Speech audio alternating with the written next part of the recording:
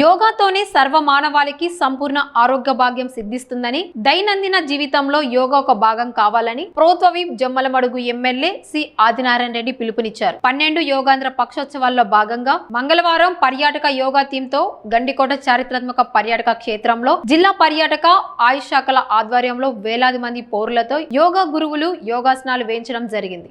ఈ కార్యక్రమానికి ముఖ్య అతిథులుగా రాష్ట్ర ప్రభుత్వ whip Jammalamadugu MLA C Adinarayana Reddy ముఖ్య అతిథులుగా హాజరయ్యారు. ఈ సందర్భంగా విప్ మరియు జమ్మలమడుగు ఎమ్మెల్యే ఆదినారాయణ రెడ్డి మాట్లాడుతూ, ప్రాచీన కాలం నుండి యోగా సాధనతో ఎందరో మునులు, ఋషులు, యోగులు తపోనిష్టి సమయంలో అనారోగ్యాలు దరిచేరకుండా యోగాసనాలు, ప్రాణాయామాలు చేస్తూ సంపూర్ణ ఆరోగ్యాన్ని తమ సొంతం చేసుకున్నారని గుర్తు చేశారు. మానసిక సమస్యలకు, శారీరక రుగ్మతలకు యోగా మంచి ఫలితాలు ఇస్తుందన్నారు. ఆంధ్రప్రదేశ్ టూరిజం డెవలప్మెంట్ కార్పొరేషన్ కేంద్ర ప్రభుత్వం మోడీ గారి యొక్క సంకల్పం, చంద్రబాబు నాయుడు గారి యొక్క సంకల్పం. గత సంవత్సరం దాదాపు 5,000 మందితో పైన ఇక్కడ ఈరోజు జార్జి పక్కన ఆ రోజు పైన ఎంత సంతోషమైన గాలి ఉందంటే, గార్జి నుంచి ఆ లోయ నుంచి గాలి ఒకవైపు గండికోట రిజర్వాయర్ పడమర భాగాన, కింద మైలవరం రిజర్వాయర్, కోట పైన జమలమడుగు టౌన్, జమలమడుగు మండలం, ఒకవైపు స్విట్జర్లాండ్ వాళ్ళ యొక్క గాలిమర ప్రశాంత వాతావరణం. కేంద్ర ప్రభుత్వం శాసకీయ నిధులతో 78 కోట్ల పనులు కూడా జరుగుతున్నాయి. మీరందరూ గమనించారు. చక్కటి రోడ్డు వేసాం. మళ్ళీ రోడ్డు ఒకటి ఆ గుర్రంశాల దగ్గర నుంచి రౌండప్కు మళ్ళీ టెండర్ పిలవడం కూడా జరిగింది. మీరు గమనించారు కదా, అక్కడ స్టార్ట్ అయ్యి మీరు ఇలా వచ్చి ఇలా బయటికి వెళ్ళిపోవచ్చు కూడా, రోడ్డు వెడల్పు కార్యక్రమంతో పాటు. కాబట్టి ఈ యోగా యొక్క లాభం ముఖ్యంగా ఇది మోడీ గారు ప్రతిరోజు ఆయన 76 ఏళ్ల వయసులో కూడా అంత బాగా ఫిజిక్గా ఉన్నాడంటే, అదే కాకుండా చంద్రబాబు నాయుడు గారు కూడా సమ వయసు, ఆయన కూడా ఫిజిక్గా ఉన్నాడంటే కారణం ప్రతిరోజు 1 గంట పాటు వాళ్ళు యోగా. రెండో వాళ్ళు కూడా యోగా గురువు డాక్టర్ గారు కానీ ఇంకా ఇంతకుముందు ఈయన సీనియర్ వీళ్ళు కూడా తరబీతి ఇవ్వడం జరిగింది. వాళ్ళైతే 2 గంటలైనా చేయగలరు. మనం రోజు 10 నిమిషాలతో మొదలుకొని 20 నిమిషాలు, 30 నిమిషాలు, గంట పాటు ఉంటే ఒక మెదడుతో పాటు శరీరం కూడా 2 డాక్టర్ల అవసరం లేకుండా డాక్టర్లకే సలహా ఇచ్చే పరిస్థితి.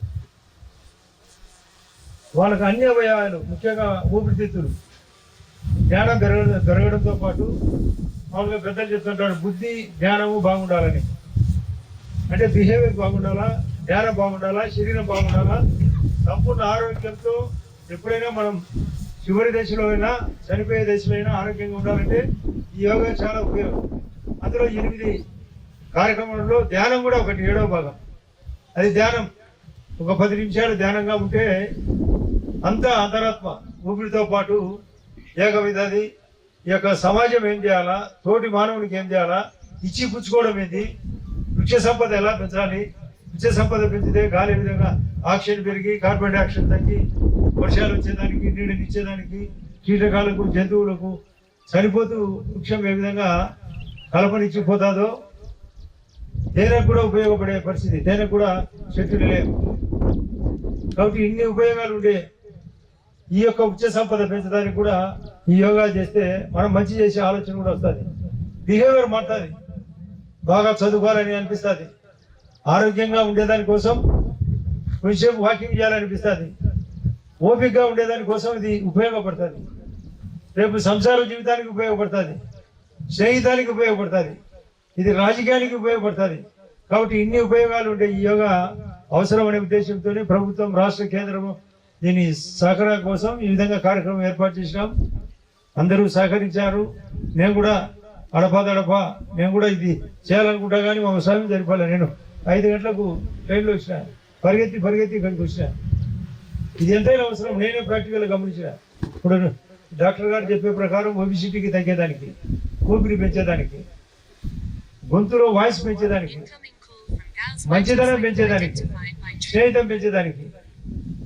కాబట్టి ఇన్ని రకాలుగా ఉపయోగపడే ఈ యోగా నిరంతరం ఎంత టైం లేకపోయినా, అందులో ఈయన చెప్తున్నాడు అన్ని మతాలు చెప్పేది ధ్యానం చేయమనే, మంచి చేయమనే. ముఖ్యంగా ముస్లిమ్స్ రోజుకు 6 సార్లు నమాజ్ చేయడం. ఇప్పుడు ఆయన చెప్తున్నాడు చెప్పులు కుట్టేదానికి అతను కూర్చొని ఉపయోగపడుతుందని, జీవితానికి ఉపయోగపడుతుందని.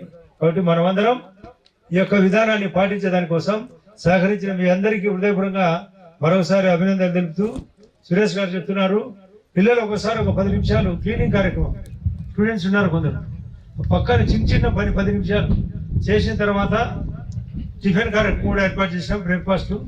దీన్ని నిదానంగా వచ్చిన వాళ్ళందరూ ఒకసారి గంటి కూడా చూడండి లోపల ఏముంది పరిస్థితి, ఇప్పుడు జరిగే పరిస్థితి ఏంది, గతం ఏంది, ఇప్పుడు ఏంది. ఇక్కడ ప్రెస్ వాళ్ళు కూడా ఉన్నారు, మీరు కూడా గమనించి ఇంకా ఏమన్నా చేయాల్సినవి కొన్ని రిమార్కులు ఉంటాయి. ఎప్పటికీ ఎన్ని మార్కులు సాధించినా కొన్ని రిమార్కులు ఉంటాయి, రిమార్కులు సరిదిద్దడమే మార్పు.